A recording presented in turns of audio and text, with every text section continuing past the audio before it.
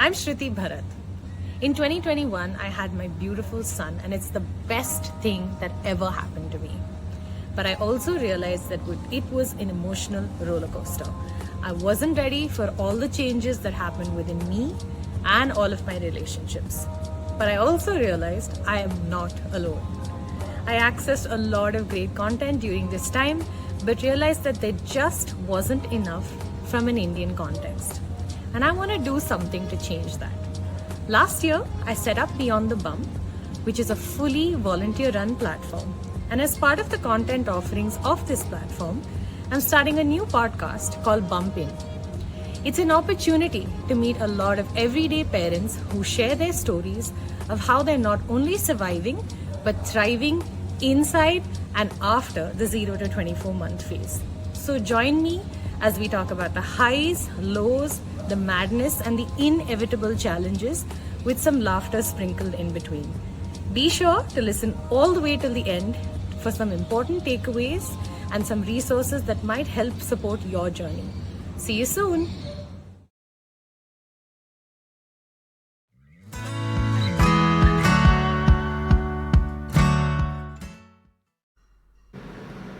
Hi Tejas, good morning.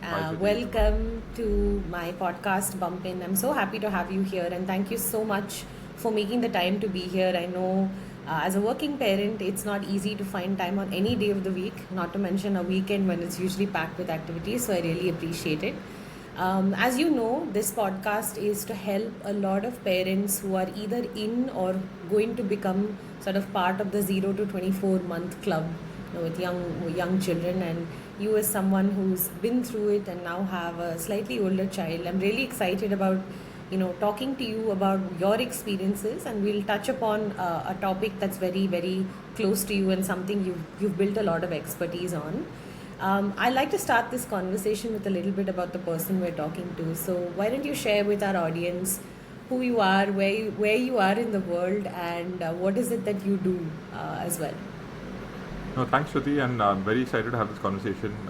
Really interesting work that you're doing. So, I've been following what you've been doing on LinkedIn as well. So, really happy to be part of the conversation today. In terms of my introduction, I run an organization called Equist.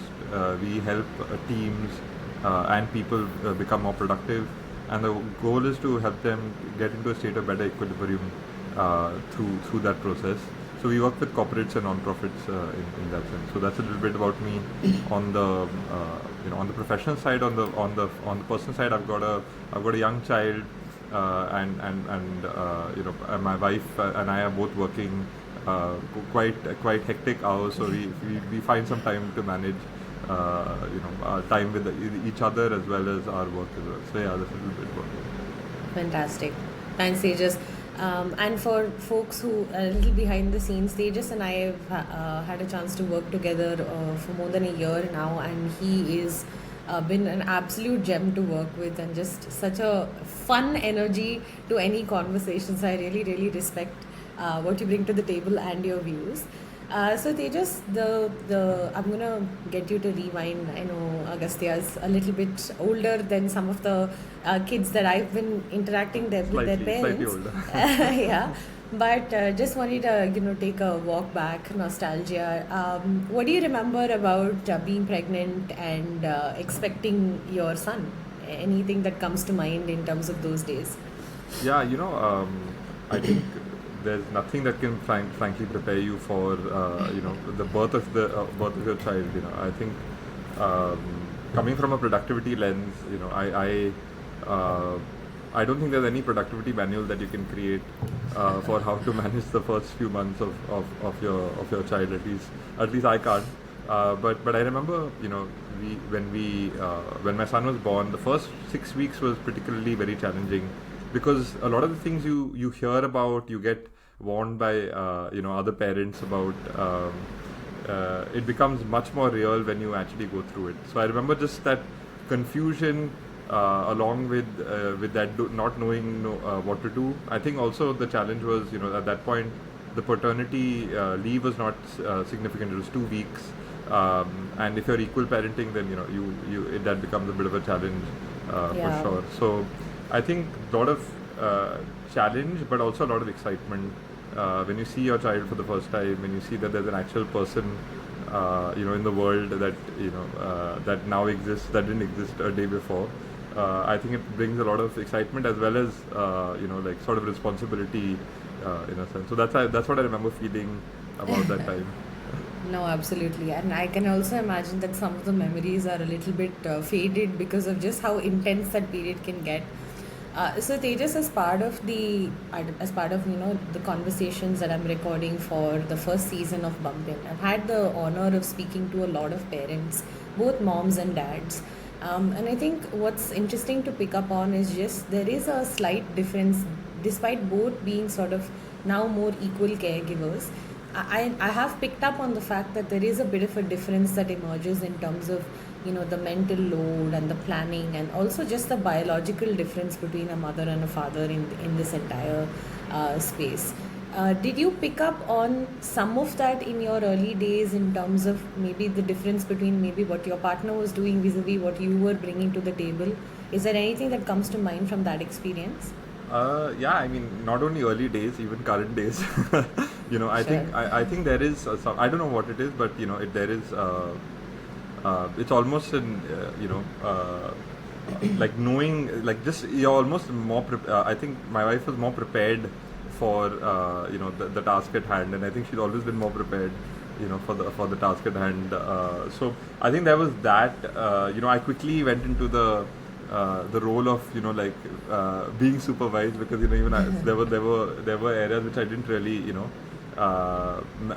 was a bit of a sort of a completely new experience which I was Yeah, I can completely not imagine. prepared for. What I recall at least is a lot of I would say a lot of working on instinct in the beginning, and the instinct was really driven by my wife Meghna. So Meghna really drove a lot of that. Like what do we do? How do we manage? How do we manage the first few weeks?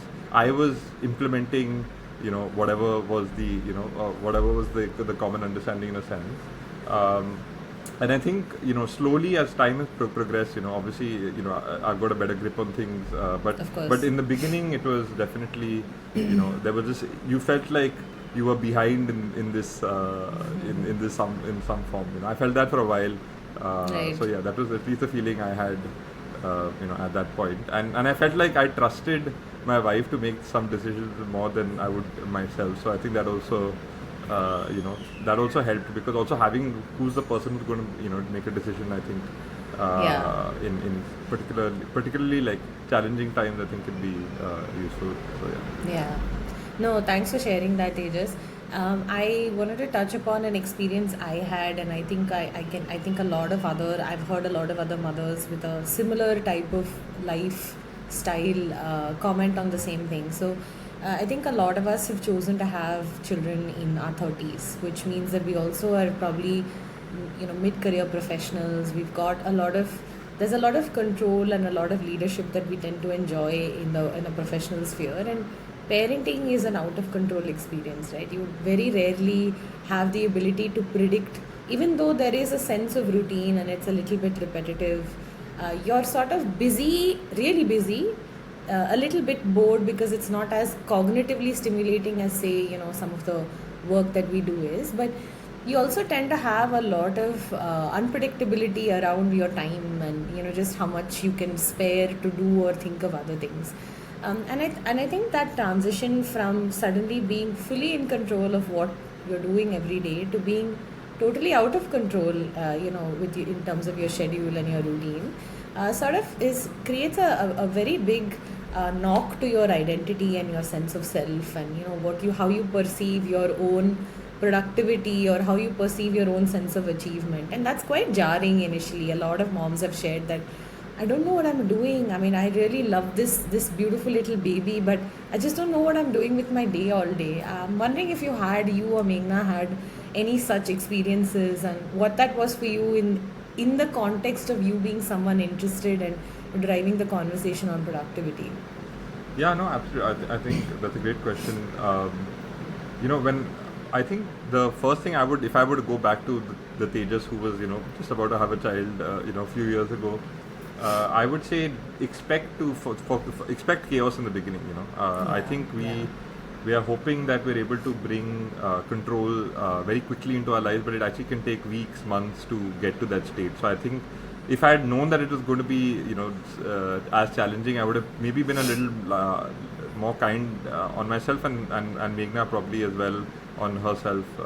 So I think we were a little bit wanting to get things organized and wanting to get things in a manner where we can lead a semi-normal life. But what is a semi-normal life when there's a third individual, in your life suddenly, right? So I think one part of it was really just there's going to be whatever you do, there's so many new things, there's changing a diaper for the first time, there's feeding, there's staying up at night.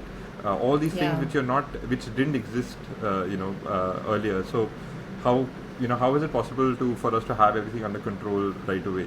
So I think that was one part of it. But in terms of how to manage, I think having clear responsibilities can be really useful.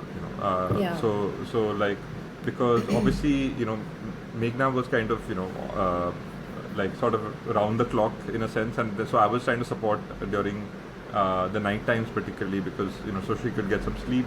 That was I think having those kind of like clear responsibilities helps a little bit. You don't have to make it like, I'm not talking about creating an SOP, but at least having a clear understanding, and that can also, there's a lot of let's say we're sleep deprived, we're irritable, so we want to make it as clear as possible at that time. So I think a little bit of like, okay, what are we all going to do, is what are we both going to do? And I think the biggest thing is if you have a support system, use it. We were very not shy about getting help from grandparents, both Meghna's parents and my parents. I think that helped a lot as well. So if you do have access, obviously if you don't, then it's understandable, but if you do have access to grandparents nearby, I think can be a lot of value. So that was one. All these things kind of helped us bring things under control over a period of time. I think after maybe once I guess it was about a year, I think things got a lot more manageable. And then once you started to go to play school, which was around 2, it was way more manageable. So I think you just slowly things get more and more manageable over time. So Absolutely. So that's what I can suggest. No, that makes complete sense. I think it's an experience I've lived myself, which is why I think 0 to 24 is sort of a very pivotal period in shaping a lot of ideas about your sort of parenting style, your new thresholds, acceptance on changes in your identity, routine, what you prioritize, which is why I've sort of also chosen to zoom into that period, because I think there is a lot post 24 months. There's a lot of consideration around the development of the child in terms of their cognitive and emotional development, their social skills, and all of that. But I think drawing emphasis on the parent and how things change for you, because you're going to be your child's entire world, right? At least for the first 7-8 years. And basically how you respond to most situations is going to imprint on them in a pretty significant way, and sort of shape their underlying values, characteristics, and all of that. So very useful. I think it's really heartwarming to see a lot of parents say, look, expect chaos. And no one I've spoken to has said the first 3 months are a cinch. I mean, I'd really like to meet a parent who's going to say that, irrespective of just how much help, how much of a village you've managed to assemble around you, whether you have, parents, grandparents who can come and step in, or whether you've hired help or what have you. I don't think anyone is saying that this job is easy, which is an interesting perspective and something I hope more people will come to accept. I think our parents' generation made it look quite easy. We just didn't really perceive some of the sacrifices they may have made in order for it to look as easy as it did, right, in some sense. What is your take, Tejas, on how much you should blend other aspects of your life in those early days, particularly the first 2 years, right? There are lots of folks who are also getting back to work and trying to juggle what they used to be in the workplace versus what they now might need to be. There's also a sense sometimes that you're a little bit handicapped maybe, or you have maybe you're operating with too many constraints, and there's a sense of guilt that seeps into you, the way you might operate, at least initially. What is some of your advice there? I know, it's an absolute crime that paternity leave is just two weeks, and I hope that situation improves over time. But what is your perspective on bringing that into the equation after 6-8 months in some cases, and how both parents play a role in juggling that dynamic? Yeah, depending on your situation, you may have it easier or more difficult than the average parent. It's just it's Yeah. just part of some folks may find that they go back to work and they're really struggling. Some folks may be able to go back and be perfectly almost back to normal. I think each person's experience is going to be completely different. In fact, I like the term of work life. There's, instead of work life balance, there's work life integration. I feel Okay. one, it's like I think no longer can you separate the two. When you have a child, you can't those boundaries between what is work and personal life starts to fade away, because something happens in the middle of the workday, or you're concerned anyway. Then you have to do something about it. So I think one is just accepting the fact that this is not work. There's going to be work life integration required. We're going to have to think about work and personal life together. I think one thing I can recall at least is, if you are able to set expectations, depending on who you're working with, that hey, I'm going to come up the curve a little bit, because people, while they do support you, Yeah. they tend to want you to get back to how things were as soon as you're back. They don't. Yeah. Particularly if they're not in the same situation. Some of them may have children who are a lot older, may not be in the same boat as you, so may not for whatever reason, but Yeah. the point is, they may expect you to get started with almost like the kind of efficiency. There's almost an impatience, like you've been away from work for so long now, can you is it can we get going again? But really, I think setting that expectation is critical, and really taking your own time, with the expectation that there may be a possibility that you may drop the ball more often than you did. Yeah. You may not be the number one person to go to as you were before. Before that 6 to 7 month period. That Yeah. takes time to build that back, and you should allow yourself that time to build it back as well. But in terms of in terms of specific areas, I think one is just figuring out where you are the strongest and playing to that. You want to build your confidence back. So it's weird how Right. fast you can lose confidence. I'm talking about, I lost confidence after 2 weeks, so I can't imagine what it is after 6 months or 7 months. Right. So I think finding a way, doing pieces of work that builds your confidence back, I think can add a lot of value, because a lot of it is in the mindset really. So I would just say, if you're able to start small, set expectations, as well as work on areas where you're strong, you kind of build that confidence and kind of take it from there as well.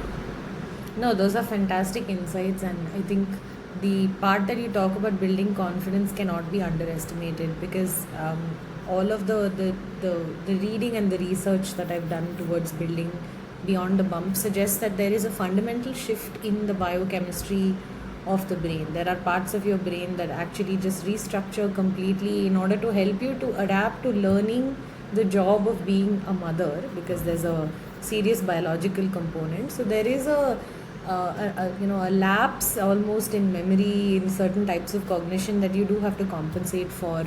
And I've lived the experience. I've had my own struggles with confidence coming back to work, not really knowing how to do your job anymore. Suddenly everything feels a bit alien, and then you kind of slowly reintegrate back. And it's definitely a journey. I don't see it as a destination. They just dipping our toes into the more on the productivity lens. I think from a work perspective, you touched upon the fact that setting expectations is super important, particularly with folks who may not fully understand the context in which you're operating in, right? How much of constant advocacy or sensitization is required in order to make that a sustained expectation setting, and how does one also sort of make the most of the time that you're actually spending at work, right? and find a way to say, okay, there's a sort of a boundary I draw here, and then I obviously have to like go, be with my child and do a variety of things. What's your experience in this space? What have you observed, maybe not only in your own context but maybe in others as well that you may have worked with? Yeah, I using a productivity lens, I think firstly the average person has about 100 tasks open, and Right. if you're just from a mathematically clear perspective, if you could do, let's say, 20 tasks in a week, you automatically, that has reduced to maybe 10 or 15, just because time is a constraint, right, if nothing Yeah. else. And so one of the things is so critical to prioritize, what it Yeah. is exactly that you're going to get done in the week. I think we underestimate, we overestimate how much time we have in the week, and we also, in fact, confidence does a funny thing, that when you feel less confident, you feel like you need to prove it to yourself even more, that you can get stuff Absolutely. done. When the opposite is probably better, in which cases you accept some constraints and you actually try to do what you can in the time you have available, and that obviously then comes down to prioritization. So how do you really prioritize?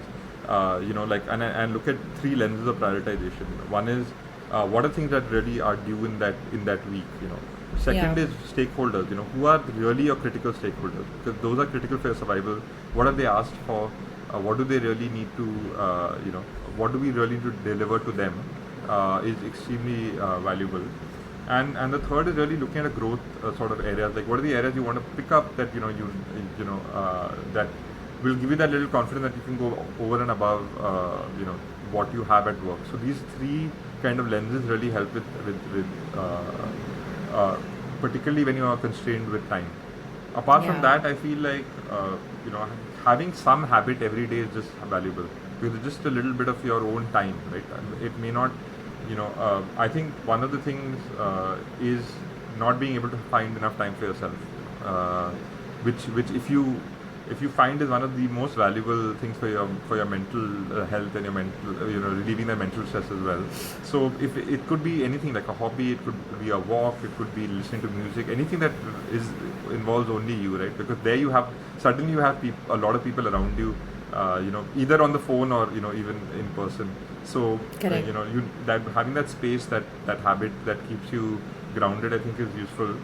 And the third I would say is if you can find little chunks to focus.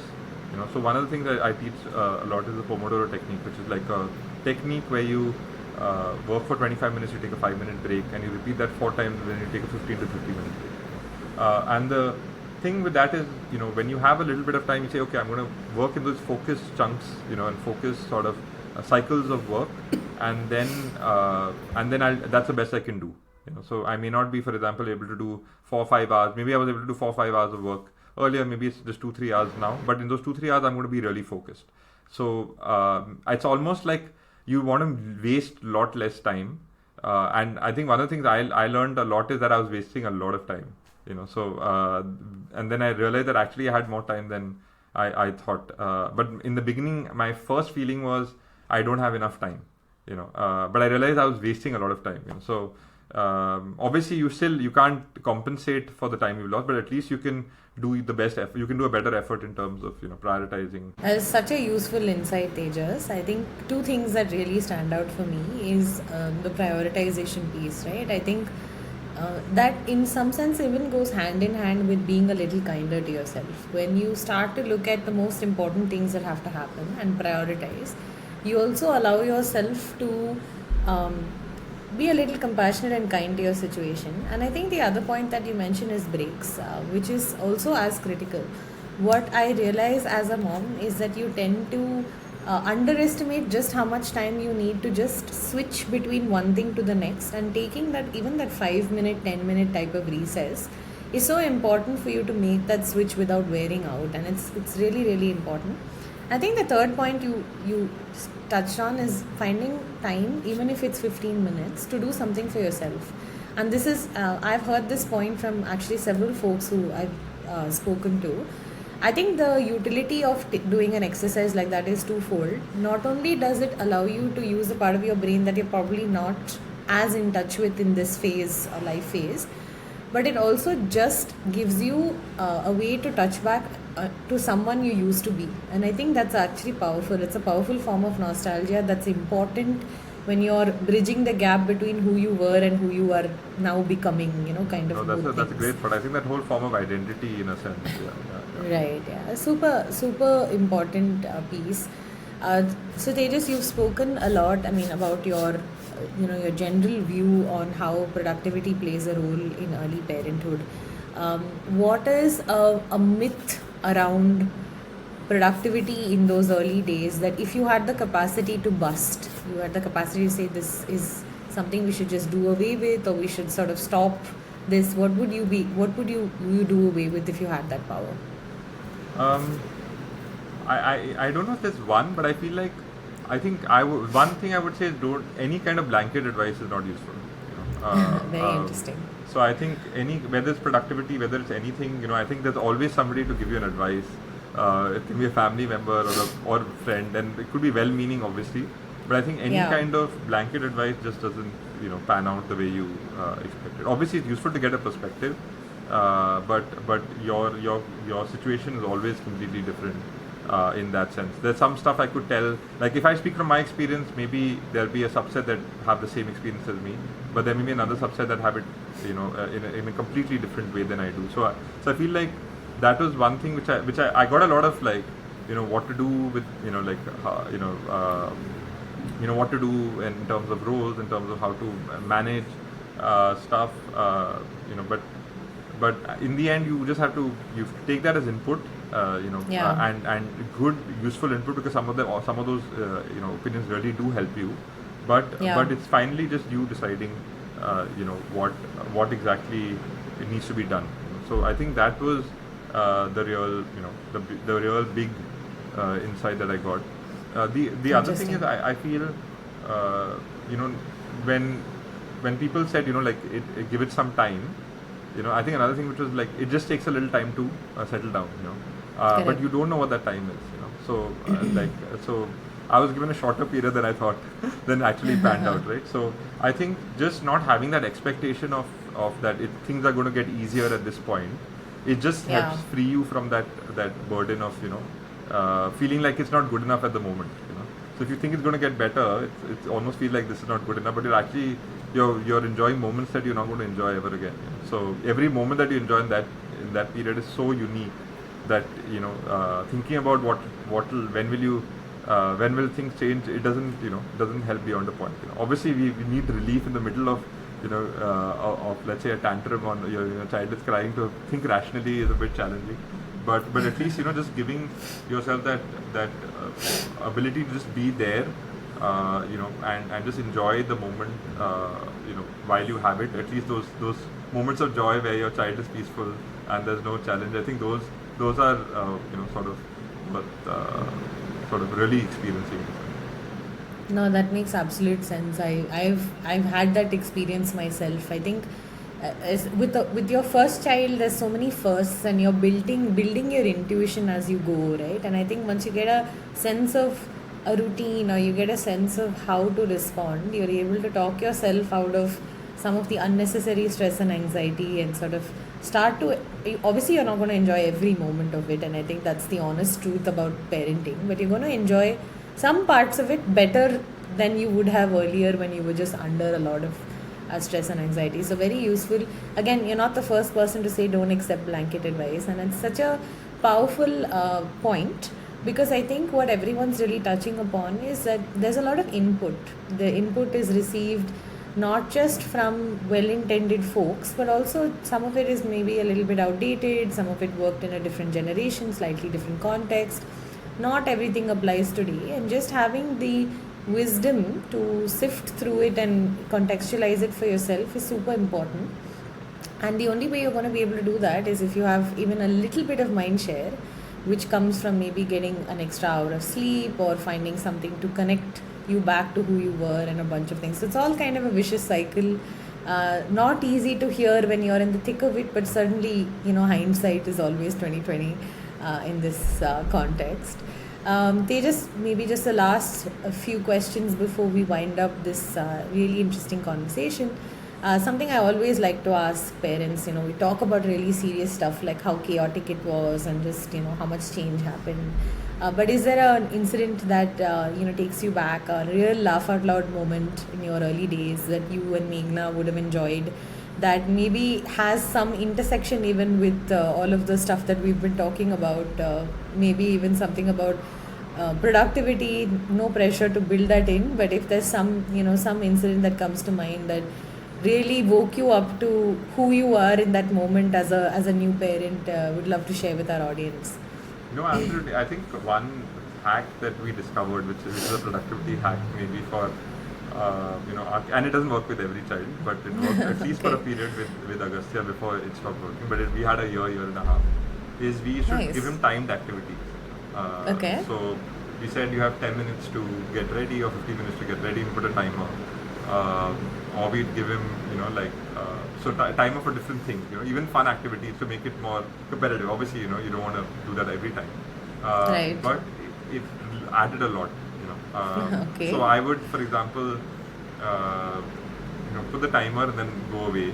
And then he'd be Right. done, he'd be ready by the time, the timer went down, because he was really enjoying the process. It wasn't stress, if it was stress, maybe I wouldn't continue, but he was enjoying the process of, just that timer going down, and he was always looking at it and stuff like that. So I think this time thing I've seen, has worked for multiple people in some form. Like some people like to count down, right?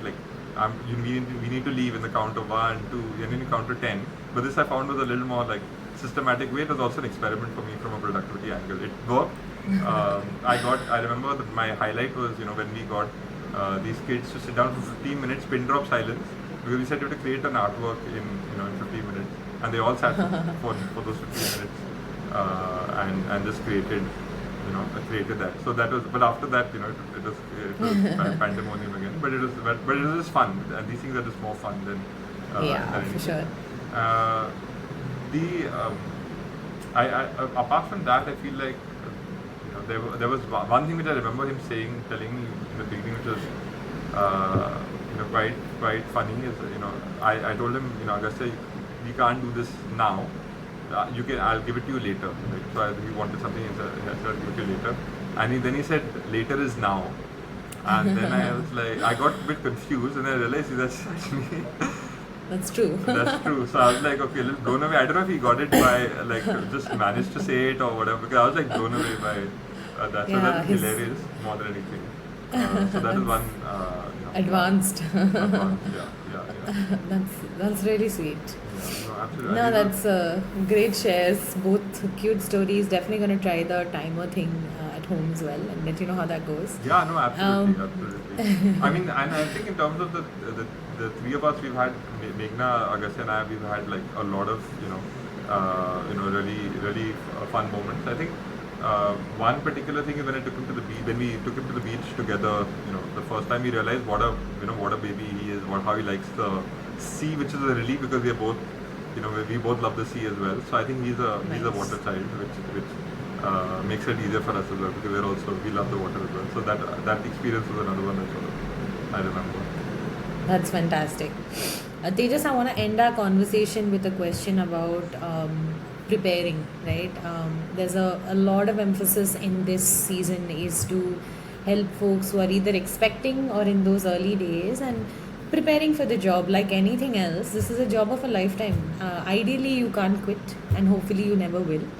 How do you prepare for the job? Is there something that you either wish you had done or you've done sort of later on that you can advise parents getting into this space in terms of any resources or any things that they can look up, anything they can listen to or read, will be great share for our audience. Yeah, no, I think Meghna had this really good checklist of things that she had prepared, in fact. So I think that was extremely valuable. Nice. So I think she shared that with multiple people. So that was wonderful. that. Maybe I can ask her for it. But that is one thing. Just creating a sort of a checklist Yeah. of what all you need. You need. For the delivery itself, and then post delivery also. I think that checklist thing really worked a lot. So It's just too many things that you have to get. You'll forget something invariably. The hospital will be too cold. So you don't have a sweater. All those kind of things which get forgotten.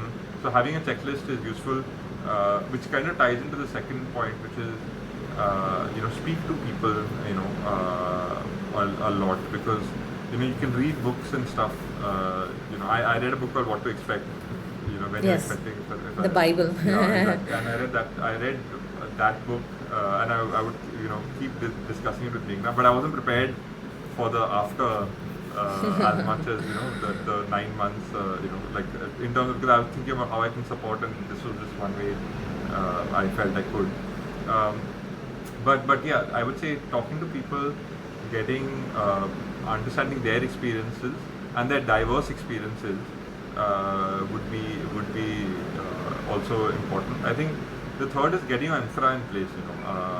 Like whatever you need at home, whether you need a nanny, all that kind of stuff. If you're able to get that in place earlier, it just it takes the load off very very quickly. So that's another Yeah. thing. So these three sort of. No, absolutely. In terms of a checklist, I've also sort of put one together, and we'll definitely link it to the episode so that folks can, Yeah, absolutely, relate to yeah. the point you're making. And That's so- I think taking some of the thinking out of it, right? I think the logistics and the infrastructure are certainly big decision points, and then that gives you a little more room to deal with the emotional part of the experience, which is, oh my god, this new little thing that I have to take care of and keep alive and safe, and just transition into the job in a slightly less chaotic way. Tejas, thank you so much. I think a lot of what you've shared has been really wonderful, and it's always nice to get the perspective of a dad. I think we need more of that also to come through in a lot of the conversations, and in making a space for more dads to speak about it. I think you also get an interesting perspective from the other side. Really, really appreciate everything that you've shared with us, and we will hopefully see you again when we talk more. We'll get deeper into productivity, maybe in the more toddler space coming up. But thank you so much. No, thanks, Shruti. Thanks for having me. And I've been following your work for a while. And keep this going. I think this is such an important conversation for parents to keep having. So really, kudos to you, and all the best